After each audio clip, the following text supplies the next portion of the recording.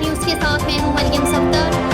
खबर शामिल करते हैं मुजफ्फरगढ़ की तहसील अलीपुर के इलाके सीरपुर में तामीराती काम के दौरान एक घर की दीवार गिर गई। पुलिस के मुताबिक दीवार गिरने से तामीराती काम में मसरूफ नज़ीर अहमद, इसके 2 बेटे 17 साला ज़हीर अहमद और 10 साला हसनैन मौका पर ही हलाक हो गए। पुलिस के मुताबिक बाप और दोनों बेटे अपने घर की दीवार को गिराकर नई दीवार तामीर करना चाहते थे। पुरानी दीवार की खुदाई के दौरान खस्ता हाल दीवार इन पर आ गिरी। तीनों अफराद की लाशें मलबे से निकाल कर लवाहिकीन के हवाले कर दी गई। किसी भी खबर या अपडेट्स के लिए देखते रहें हल्ला न्यूज़।